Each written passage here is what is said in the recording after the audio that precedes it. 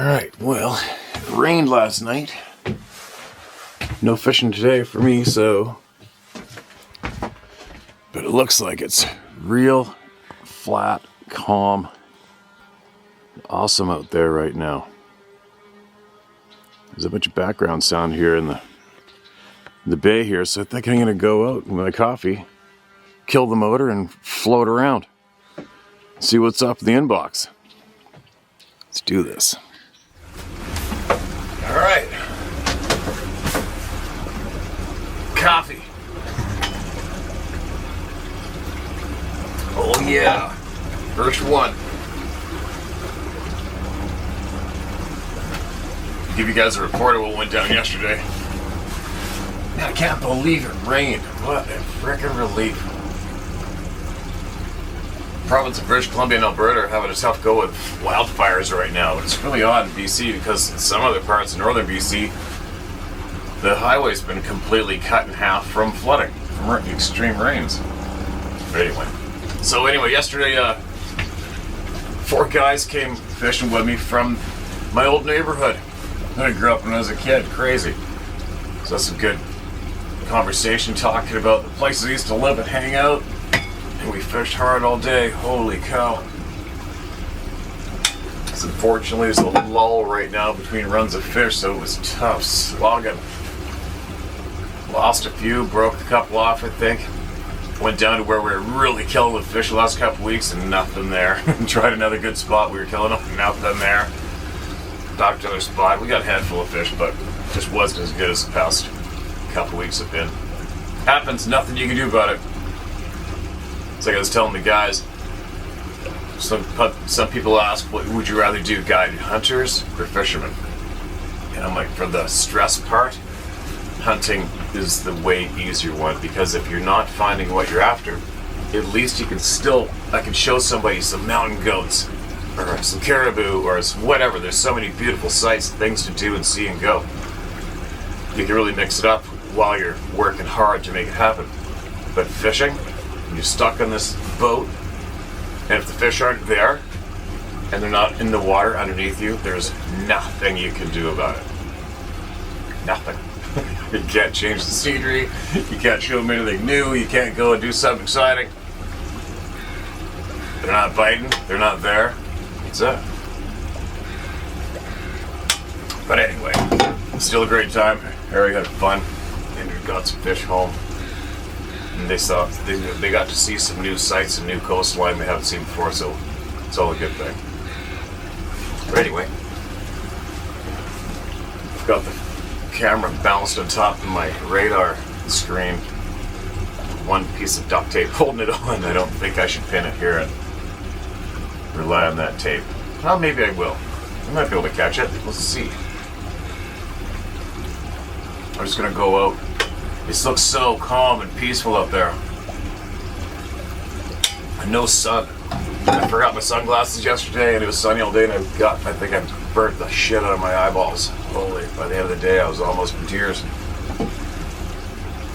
Now, put my coffee out there. And see if that camera will stay there if I give a little bit of juice.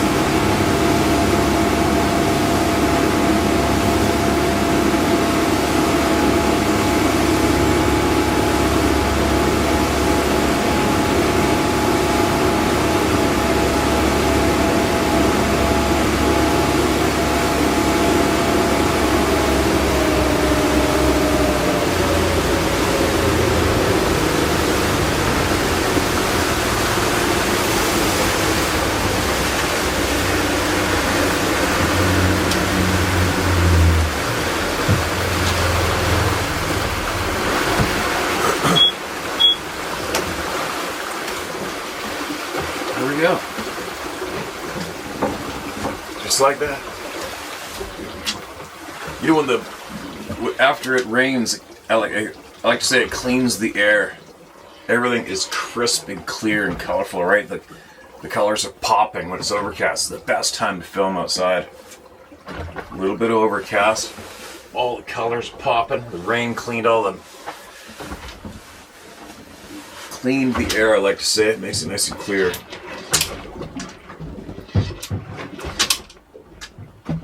Anyway, I better find my phone, see my notes, and see what we got in there. Who's going to be heard today? I don't know what time it is. What time is it? 7-ish, I'm guessing? 7:30? 10 to 9. Oops.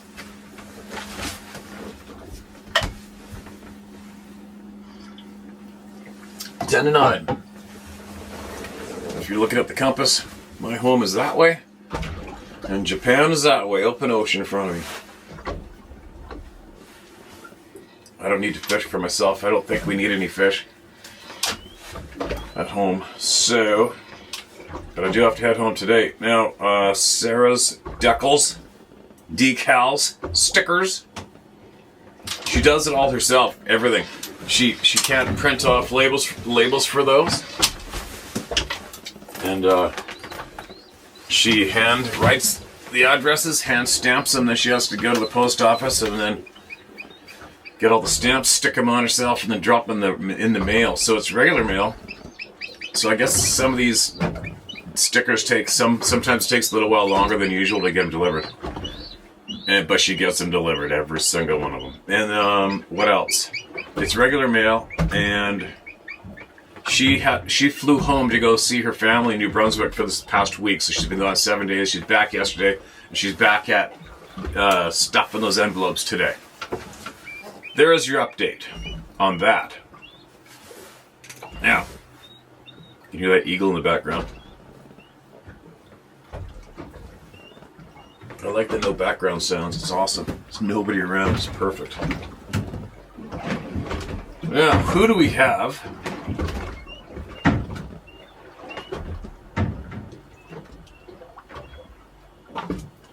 Gotta scroll down here.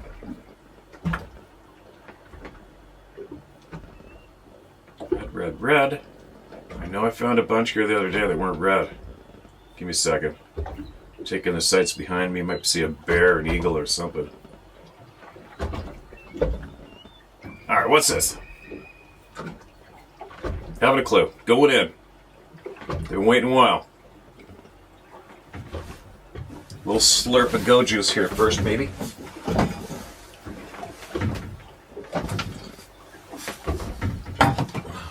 Boat went by up front, so his wake waves are rocking me.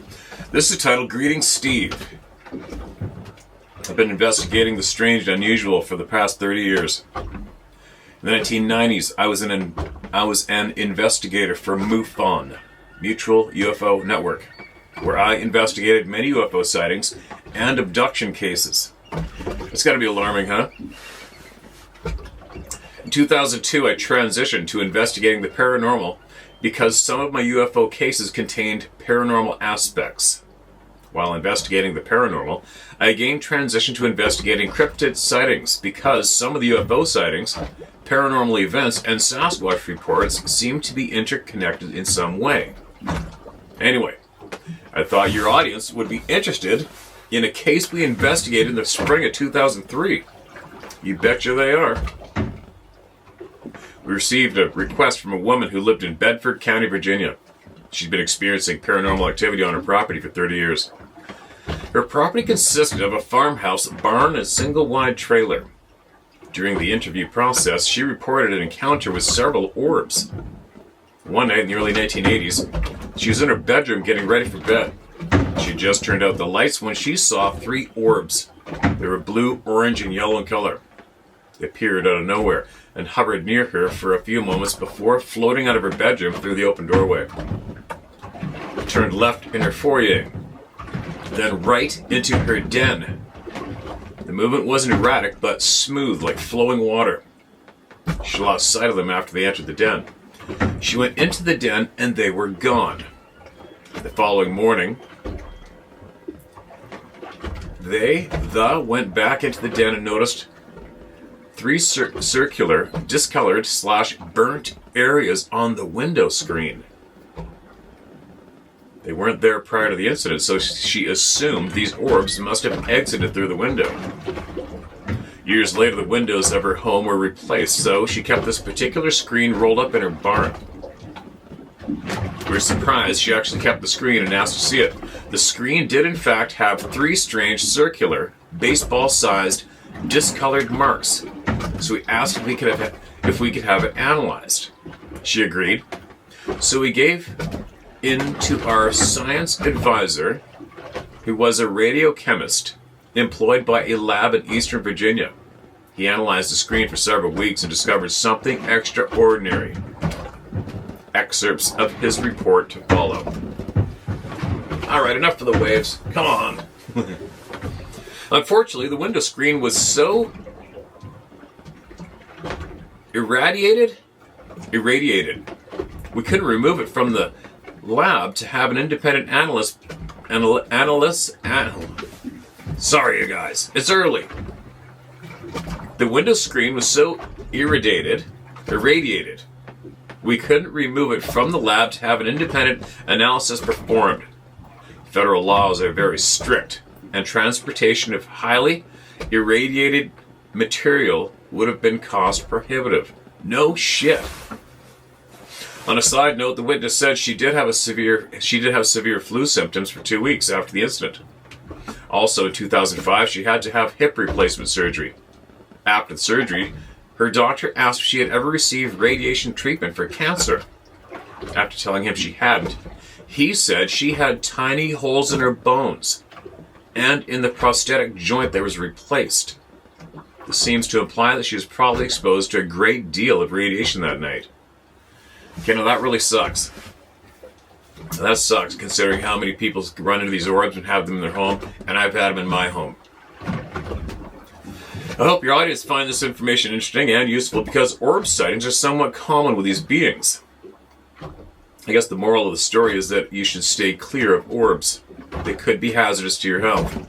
I love your podcast. Keep up the good work. Excuse me. Rick. First name only, Virginia. Excerpts from the screen report analysis. I received a large piece of window screening. On the screen were 4 discolored spots.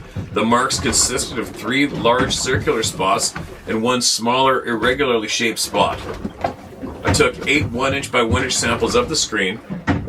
The first 4 samples were of the spots in question. The samples all included a part of the border of the affected and unaffected area. The other 4 samples were randomly spaced cuttings across the rest of the screen. I tested all 8 screen samples for carbon residue using a gentle swipe technique. No carbon residue was present.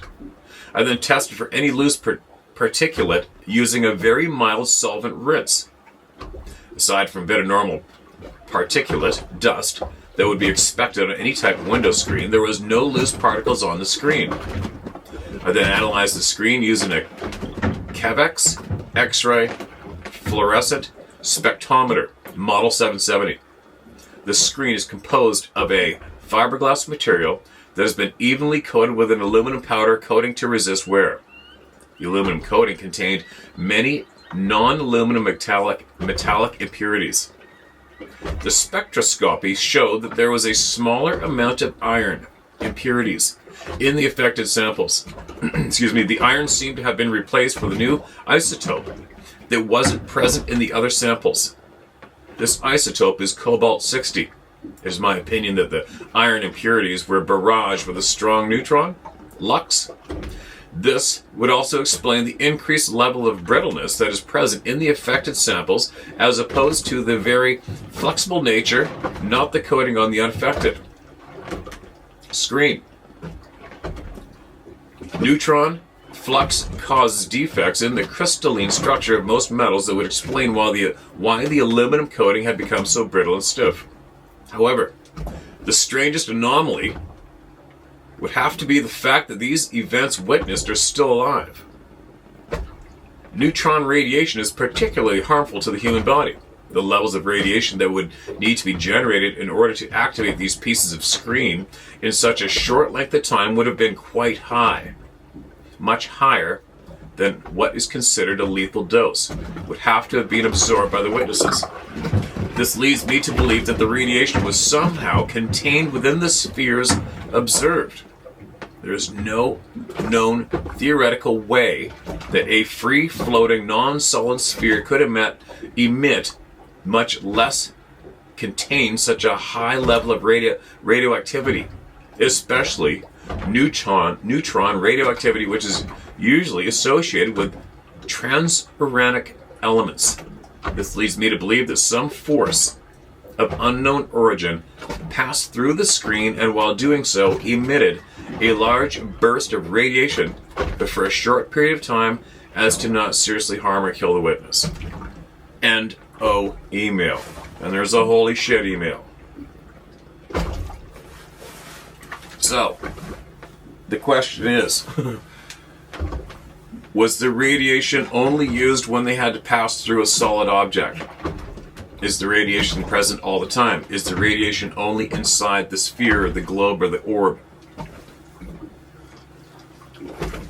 And what the hell is the orb? If it is a higher intelligence, why would it even go through a house? Why would it not use the door? Why not avoid the house altogether?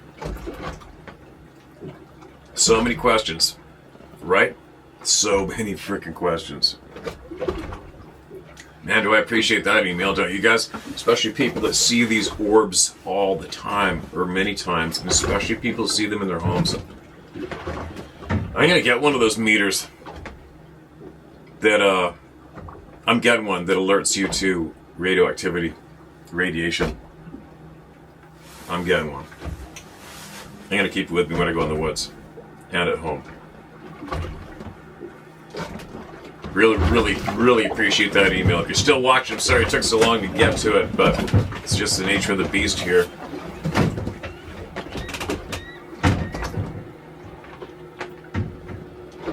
Man, I've got a whole bunch here unread.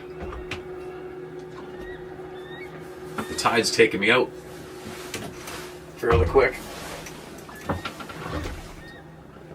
Email us again anytime, Mr. X Mufon.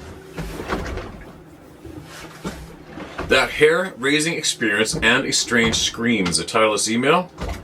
Hi Steve, big fan, love your channel, love what you're doing. All you stand for, and especially not putting up all the BS. Also believe that there is a higher power in government system, and this idiot of a prime minister running our country is just a puppet. Yeah, they all are, absolutely. And that someone else is holding the strings. My condolences to Mr. Macaroni, as it is never easy losing something so close to our hearts. I've been meaning to write to you, but I wasn't sure if my experiences were important enough until I saw your video entitled Sasquatch, a terrifying recording sent to me, an imposter email. And the sound that you shared was freaking close to what I heard in midsummer 2019.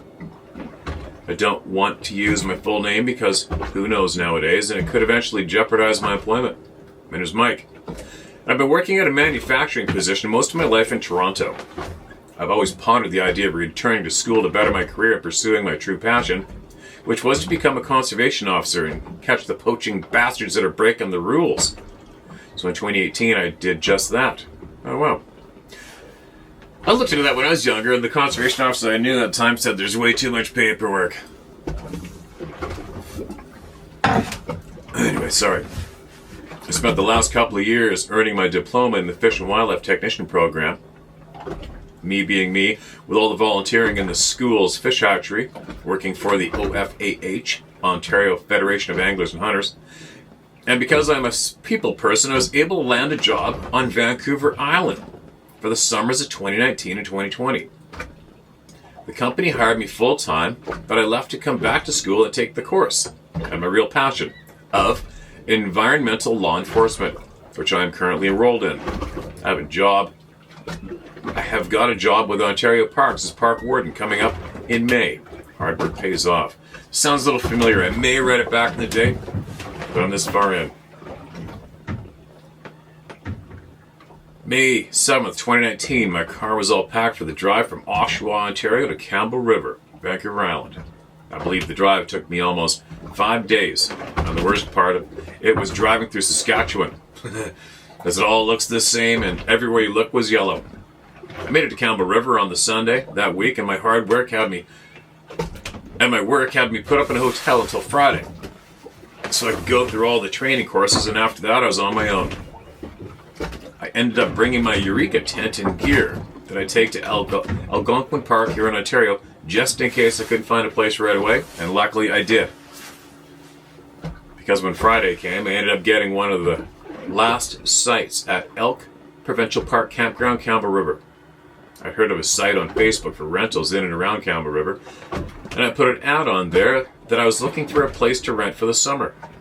I was having some luck, and one of the replies was perfect. I believe it was $250 for the rest of the month, plus $30 for the internet. The man explained that elk came and grazed in the fields out back, described the views of the mountain surroundings, and he thought that I'd like it, and it would be a good fit for me. It was a bit out of town, but I thought, hey, I must figure something out, so I agreed, and the next day I packed up camp and went to look at it.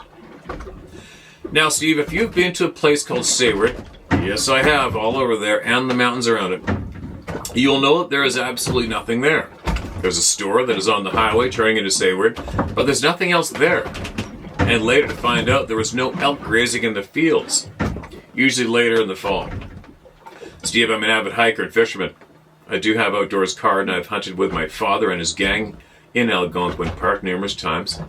My friends and I camped and canoed in Algonquin Park for more than 10 plus years. I have a big passion for the outdoors, hence why I changed my career around from being inside to being outside. After listening to your channel and email readings of people's experiences with these things, I can totally relate to having the hairs stand up and sheer fright all at once. My experiences don't happen in the bush, but in my car. These happen when I'm driving the roads from Sayward to Campbell River, mostly the halfway point. I get that hair-raising feeling that I'm being watched, and this pure panic would set in. This wouldn't always happen, but it did on more than one occasion. I would always be looking in the forest as I was driving, but you can only see so much as you must keep your eyes on the road. Now, I don't have the answers nor claim that I am right when I say this, but I feel since I am open to the topic and able to let these beings know that they do indeed exist, I feel that somehow triggers them, the big guy. And it tells them that I am aware of their existence, and they are more prone to this, and now I become a threat. Which in turn, they send out this signal to warn me, and for me to tread lightly, or as we know it as mind talk, where these things get into our heads. I've never had that fear before until then, and I felt it more than one occasion driving from Sayward to Campbell River in my life. I felt the dread. I wanted to pull over to the side of the road, but I couldn't because I feared that would be worse. I needed to get the hell away. When people email you about the fear of going back into the woods, I had the fear of driving back into town for supplies. But as we know on this stretch of the road, that pulling over is not an option. So you must keep driving or pull onto a logging road. That same summer, my girlfriend came to visit me, and during my week with her, we explored the island looking at different waterfall locations. The water spot, which I believe are called Kettles, in South Victoria, you name it. Kettles? You mean the Sauk River, probably, right? Now, getting back to the email that I was referring to entitled Sasquatch, a terrifying recording sent to me an imposter email. My girlfriend and I were traveling from Campbell River to Ucluelet and Tofino. I bet you know the road that I'm talking about, Steve. We're about halfway there. When around this bend, we had to stop as there are about 50 cars stopped towards the next bend of the road. We later found out it was due to construction up ahead. I know exactly where you were stopped. Apparently, the first car was parked there since 2 a.m. as the road crew was using dynamite to explode the side of the mountain to make the roadway bigger. It was around 3:45 p.m. and I was thinking, great, we're all stuck here for a while now. Luckily, we only had to wait a little over an hour, but it was within this hour when we heard it. Now, since I told you that I've been researching these things, and even Though that one video that you shared with us that I mentioned earlier does sound similar to what we heard that day. I came across this video on YouTube with the exact 100% sound in what we heard that day, and I'm going to send you the link. Hoping you can link it up with this email if you decide to read it to everyone. The funny thing is, this time there was no fear, nor hair standing up. The sound was going on for a while, and we were just kind of blocking it out. What? The sound was going on for a while, and we just were kind of blocking it out, and then I let it in. And she said to me, "Do you hear that?" I said, "Yeah." She said, "You know what that is?" I said, "It's a Sasquatch." I don't remember if she knows that I study this stuff, but I didn't hesitate in saying it, and didn't get a "yeah, right" reply, because I'm a kind of no BS guy. Steve, between taking the Fish and Wildlife course and environmental law courses the last 3 years, I've had to learn the delicate balance of ecology and ecosystems, how they operate, and how our ecosystem animals play a key role in making our environment function properly. Tracking animals, their sounds, movements, scat, you name it. I've never heard anything like what I heard on that highway in my life, and it was in the daylight. What I think is that the big guy is not used to this much attention it was getting, and it was getting freaked out. Maybe it thought there was a hunting party. I'm not sure, to be honest. I estimate the distance of this thing howling approximately within a kilometer away on the west side of the bush. If they can truly mind talk, then maybe with all the families at once being parked on this road, maybe it was so overpowering its ability to function correctly, not be able to use its sixth sense correctly, and too much mind traffic. Yet again, I'm not a scientist, it's only something that could be, I think. My dad told me one year while he was hunting during the moose season in Algonquin Park, on a place called Steve's Rock, named after my father, of course, he told me something big and loud, kind of screamed/growled maybe 30 yards up the hill behind him. He said that it shook him so bad that he had to get the hell out of there right away. Now, Steve, my dad is a bigger guy and weighs around 280 pounds, and he's definitely a no-nonsense kind of guy. He was freaked out when he got back to camp, and he was the last one there. The others never said that they left. He was a little pissed. I don't blame him. He packed up quick and got the hell out. Our hunting spot is 19.2 kilometers in the bush, driving on crappy makeshift roads that you need four-wheel drive to get in. The camp is located in the most southern part of Algonquin Park. It's always intrigued me of the sound he heard, and I asked him if he believed in the big guy, and he replied, "I don't know. I've never heard anything like that in my life." Excuse me, and Mike, I've been hunting for over 30 years. When you think about it, maybe that thing was pissed and wanted my dad out, as it knew he was one of the last ones there. My father has hunted, I believe, 35 years in Algonquin Park, and when I played him the sound on the link that I'm sending you, he said, "That's exactly what I heard." I'm 42, and I agree with you, Steve, that I don't like what the brainwashing media is doing to society. So there's a lot of people like you and I that agree are being lied to and have had enough. I don't follow social media crap much at all. I'm looking forward to my new position as Backwoods Park Warden in Ontario Parks. And something tells me that by the end of this contract, you may just get another email. Luckily, I will have a partner with me, and if anything out of the ordinary happens, then it will make it hopefully less scary.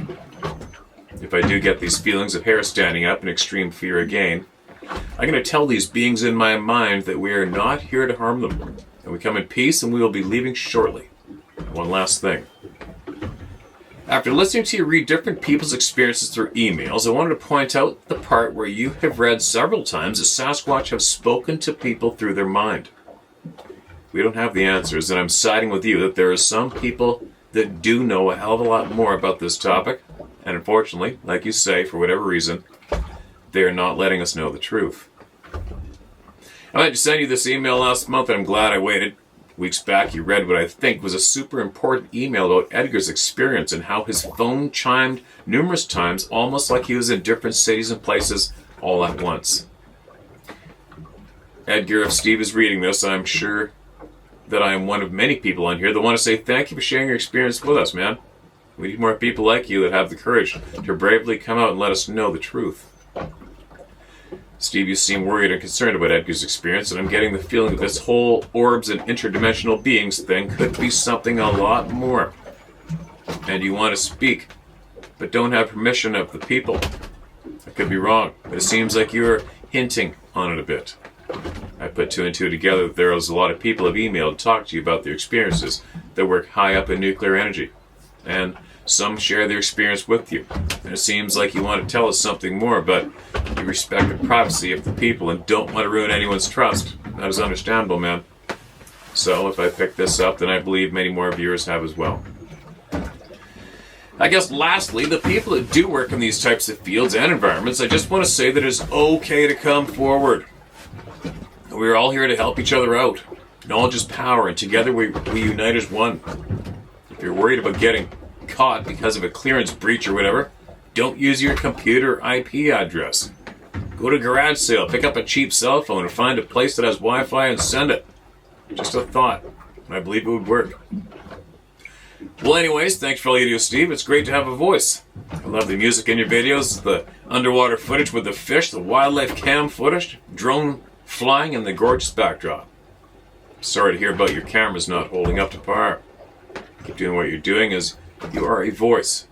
You are our voice. Oh, we're all waiting for you to catch the steelhead on video. Unless you already have, and I will eventually catch up to it. Keep up the good work, brother. Stay safe, Mike. There's the link. We got Will. I don't know if I have enough. We'll see. If something's happening, I might have it. Hold on, you guys. I have service. Oh, holy shit, I'm getting a little close to shore, eh?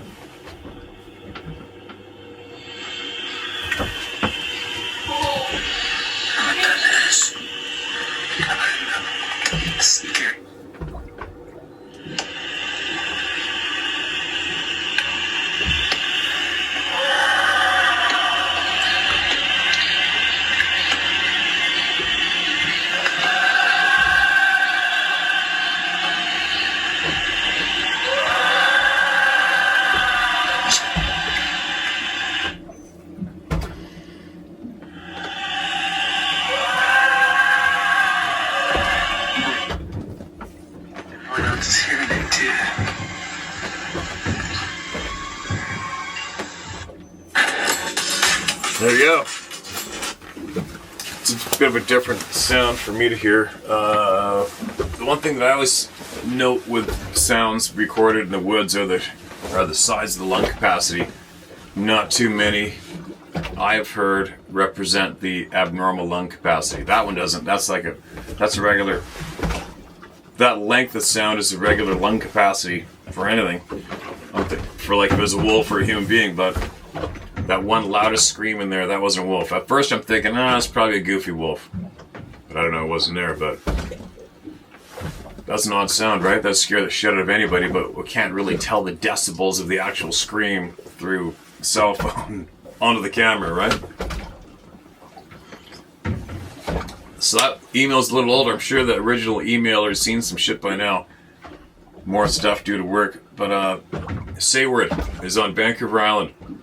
I stayed in those cabins behind where you were. You're probably one of those cabins yourself. And when I helped a friend get his huge bull elk in the mountains around Sayward, what I do know is when you leave the gas station at Sayward on the highway, go left to Campbell River or go right to go to the North Island. And it immediately starts rising up the hill.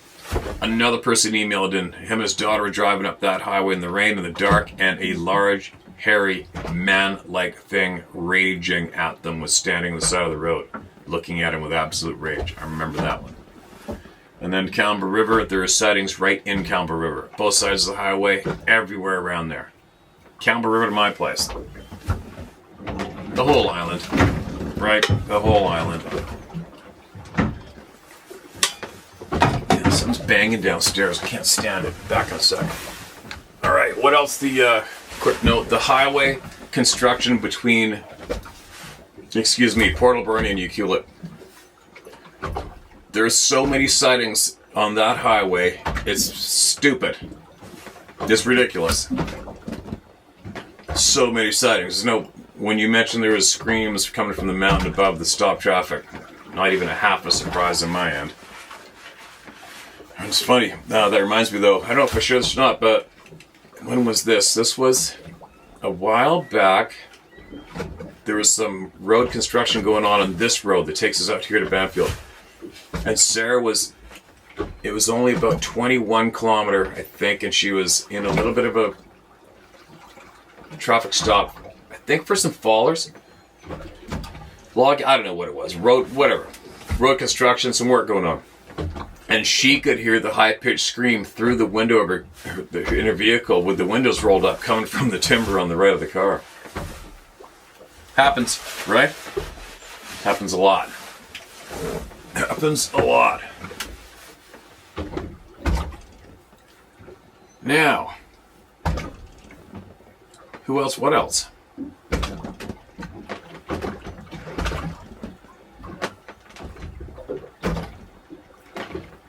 Okay, here we go. This is titled Bigfoot.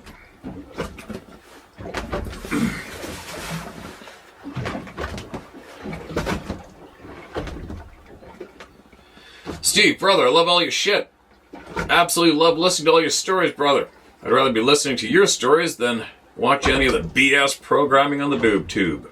With that being said, I can't believe you don't have any kids. Me and my brother lost our father to suicide when we were just 6 and 9 years old. What we would have given to have a father like you. Oh man, thanks for the kind words. We were young, absorbable sponges who absolutely loved everything outdoors and feel we got ripped off for being deprived of learning all somebody like you could have taught us. Anyway, Steve, I was in my early 20s when me and 5 good buddies took off to Algonquin Park. Holy shit. What are the chances of that? To Portage and party for a long weekend. We left early Friday morning, got to the park early afternoon, portaged across 2 lakes accompanied by 2 nice hikes, and set up camp on some island. I was having an effing ball. Praying and hoping to see a bear because I've never seen one. I wanted to see one so bad.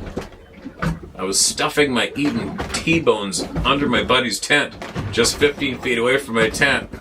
LOL. I know, now that I'm older, dick move, very stupid, very dangerous, but we were on an island, so I thought nothing gonna happen anyways. Putting meat under your buddy's tent. We were very, very young, dumb, and reckless, and drinking large amounts of vodka. So Friday night, we set up camp, partied, went to bed. Next day, Saturday, we all got up full of piss and vinegar and organized teams and had a little mock fishing tournament. Having so much fun. Drinking, partying with the boys in God's country. Cooked a big fat-ass T-bone steak dinner. Frickin' having the best times of our lives. Well, sure enough, did my best buddy bring up a bag of blow, and we just got tuned up. Well, after dinner, me and my buddy Jesse were just feeding off each other's energy. We actually talked ourselves into exploring the island in search of some ladies. Young, dumb, and full of blank, I think is what they called it. So shortly after dinner, we were set out to find some chicks on the island. We left close to dusk and started bushwhacking across the island, laughing our asses off. We actually ended up finding some other campers on the island, and it appeared to be a father with his 2 teenage daughters. I hope he had a gun. We thought we hit the jackpot, but we thought it'd be funnier to make a bunch of bear noises. You guys are a bunch of little bastards, huh? Hold on, coffee time. Well, we quickly found an irritated father who had come out of his dining tent to investigate the noises. We both looked at each other and realized, hey, people come camping way out here, probably to avoid drunken idiots like this, and we quickly apologized and said, sorry, sir, we thought you were friends of ours. And we quickly vacated. Last thing we wanted to do was wreck somebody else's outdoor experience. Well, that was enough adventure for us. It was quickly getting dark. We better start heading back to our site. We didn't even have a flashlight. So, off back the way we came. We think it's dark. After about 15 minutes, we can't see shit. Getting scratched and cut, tripping over logs because we can't see. Total shit show. But we're still laughing and having fun. With that being said, all of a sudden, there was a huge snap of a stick behind us, followed by a big rustle in the leaves. No shit, shit just got real. We couldn't see an effing thing. And that noise was really close. In my head, all I could think was, way to go, retard, you're gonna see a bear, all right. I grabbed my buddy's arm and yelled, run. We didn't even run for a minute when the ground disappeared out from underneath us, and we ran off of a 6 or 8 foot drop, both of us landing on our sides. We were panicked, didn't know what to do. We kept walking towards the moonlight until we found water. Once at the water, we sat to listen to hear if that bear or whatever it was still behind us. Went out of nowhere. These effing boulders started hitting the water around us, and we're like, what the F? Maybe it's a moose or a bear at the shore flinging rocks, looking for shit underneath. At the time, I never even considered Sasquatch. Knew nothing about them. Didn't even believe in them at all. Thought they were a down south swamp man / boogeyman / only in the movies. We couldn't even see the splashing of the boulders. But you could hear them hitting the bottom of the shoreline with a very deep gouging sound. We sat very quietly, barely breathing, trying to figure out where it was coming from. We were effed. No lights. No way to know how to get back. And moose or bears are throwing rocks at us. Then I got a light bulb and told my buddy, take your clothes off, Jesse. We camped at the edge of the island, so if we stayed close to shore and swam back the way we came, we were bound to find our buddy's / campsite. Because we set up camp right at the edge of the island. And at least we have the moonlight opposed to the pitch black forest. The smartest thing I did all day, because after about a half an hour swim, we swam up on sight. And our buddies were just howling. Like, what the F are you guys doing naked swimming? We got out of the water and tried telling them about the moose / bear throwing rocks at us, and yeah, they howled even more. Needless to say, we stopped telling our story. We went back in the morning after breakfast with the canoes to retrieve our clothes and boots. We couldn't believe how far we actually swam. Never really told the story again until I learned about this whole Sasquatch thing. I discovered YouTube and the internet just 5 years ago. After learning about you and your channel and hearing another one of my buddies run in with Bigfoot in Algonquin, I totally became a believer. I listened to every one of your stories with total amazement. Since I've read books by Philip J. Corso and The Missing 411 and all Stephen Greer's work. Man, my world has changed. I've canceled all my cable and refused to listen to anything from the lamestream programming. Good for you. Steve, we're in trouble, brother. Canadians need to wake the F up. Almost everything we've ever been taught is pretty much a lie and a narrative. These alphabet agencies are running our countries, and we're paying them through our tax dollars to poison us and dumb us down. So you look forward to hearing more of your stories, brother. Keep up the good fight, brother. Thank you for everything. Did you say to use your name? I'll see your first name. John. There you go. What do you think of blank Sasquatch footage for you? I don't. I don't think of that person's Sasquatch footage at all. Sorry. Now, as a brutally honest club member, your friend had a run-in Algonquin Park with one of these people. I wonder if you're still watching, and if he's watching, and I wonder if he wants to share it up. It sounds like that Algonquin Park must be fairly well visited by a lot of people, right? I know we've heard of people going there in the past and having experiences, but yeah.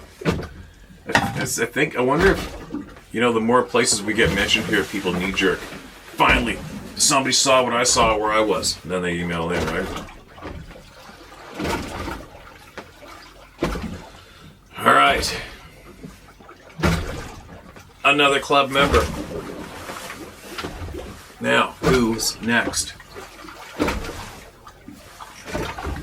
So much for no background sounds, huh?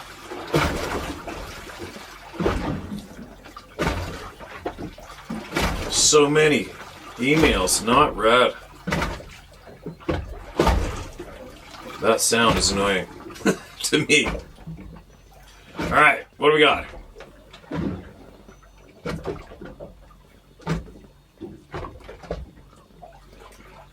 Alright, what do we got? Thank you for telling my story, but shh at this end also. Odd title. G'day, Steve. Thank you for telling my long story about the Black Panther at Lang Lang, Victoria, Australia when I was 10. I've lived with this terrifying event for over 50 years and had nowhere to vent except with my wife. As my wife has said in the past, she is no trained psychologist, but that I seemed troubled by the event. Steve, when I look back, this event actually molded my life and made me a cautious and safety-orientated person, so much so I studied to become a work, health, safety, and environment officer in later years. After hearing my story told by your good self on your channel, I felt like a weight had been lifted off my shoulders. I've researched for a few years now and found I'm not the only one to have had an encounter. There are literally thousands of events here, Yowies also. Reading other people's comments gave me the insight into a certain site here in Australia that I could go to. After they reviewed my story, they said it would open a kettle of worms. I emailed back stating, to be warned is to be forewarned. I've not heard from them since. This sounds like keeping it quiet. Shh. This seems to be the effect here as well. Steve, the Australian East Coast has many national parks throughout an area called the Great Dividing Range. Hill Bushland. It covers 3 states from Victoria in the south to Queensland in the north. Approximately 3,700 kilometers long. No idea what the area is, but it is huge. Some of this range is national park, and as Dave Plattis has stated, animals thrive in these areas. I need to get this story out there for myself firstly, and to alert people who enter these habitats of the dangers they could face. Steve, I have nothing to gain from my story being told, but I do hope that in some way it might help others. I love the way you tell like it is, no bull. The relief you have afforded me to get my story off my chest, I consider you are a good, honest person.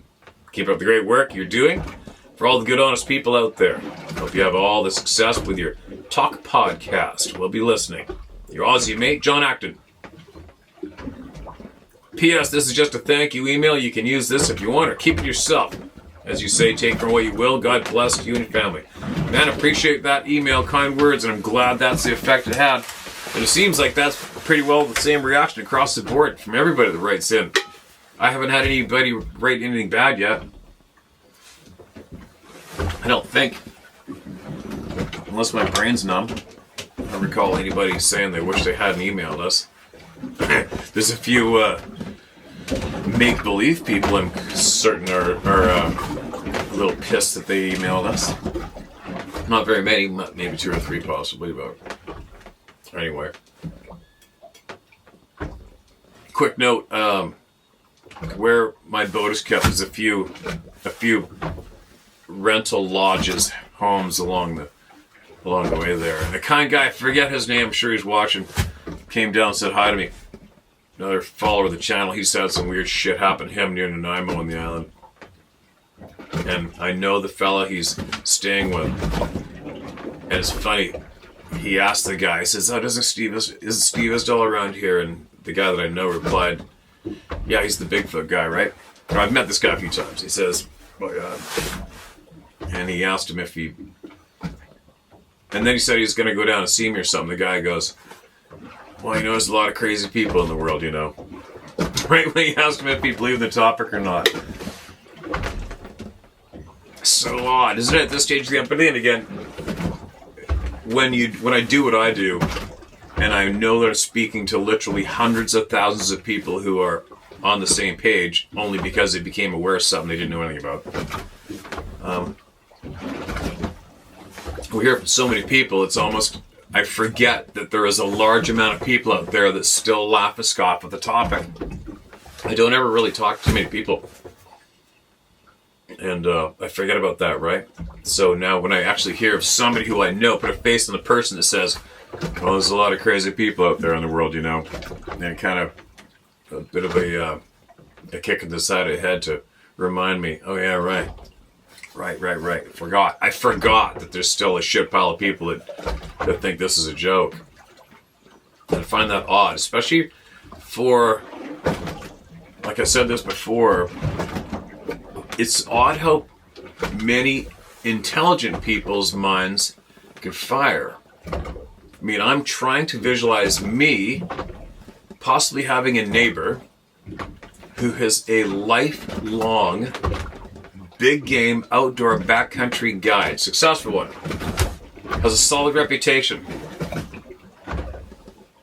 and if that same person come up to me, let's pretend I'm the guy who doesn't have a clue about this topic and thinks it's a joke, and somebody in that position comes up to me and says, hey man, just so you know, you might want to tell your wife and kids that you're gonna find this a little hard to believe, but I saw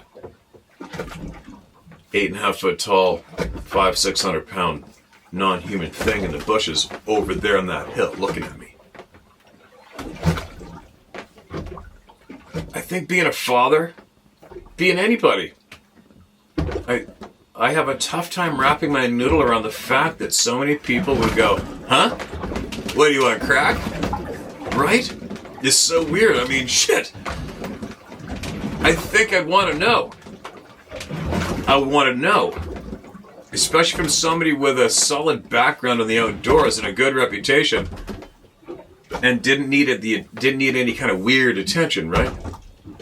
It's so bizarre how so many people's brains, it's like, just clamp up, pucker. Their brains pucker when they hear the possibility of somebody maybe saw something absolutely bizarre in the frickin' woods right there behind your house.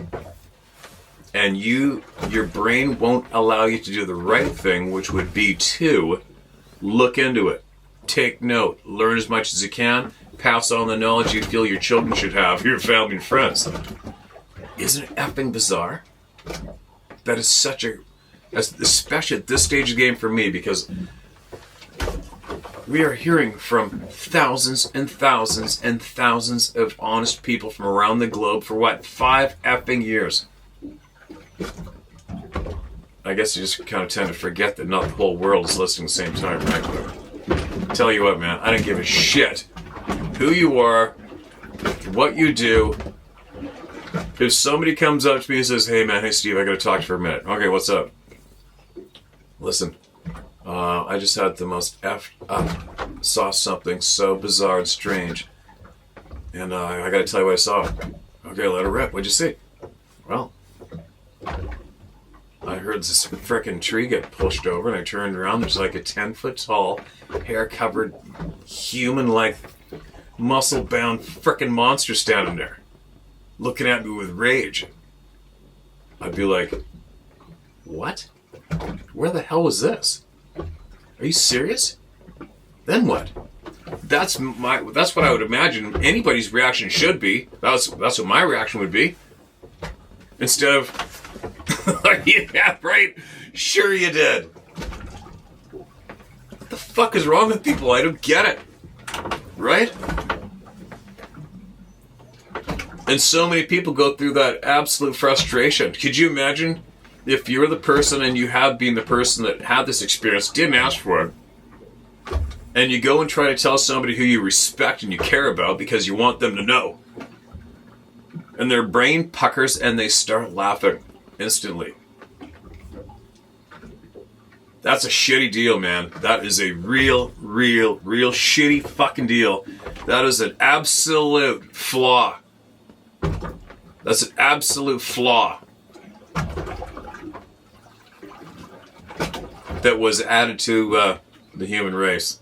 What a flaw. What an absolute tragic flaw. To react with laughing. And no, there's no way I'm even going to entertain this subject. That's a joke, man. Sorry. Meanwhile, you've seen this for effing real right there, and doorknob 2 doors down has a family and kids and just laughs. Hey kids, go play with the dog out in the forest. Have a good time. Although they were just told about what their friend who cares about them saw.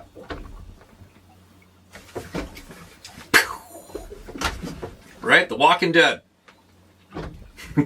Anyway, coffee's kicking in. I'm gonna get rolling. I gotta go clean this boat up, clean up my shit, pack my shit up to the truck, bash my way back home. Sarah's probably gonna be going at it like a panicked mad woman right now, trying to get caught up on getting her decals out. All day today. And then I'm home for a couple days and I'm back out. Anyway, babbling. If you have somebody who you trust... Oops, radio's on. Hold on. Anyway, sorry I got cut off there. I don't even know what I was saying. I'll be back out in a couple days. The links below are for your decals if you want them. If you've had a conversation because of your decal, I want to hear about it, email it to me, alright?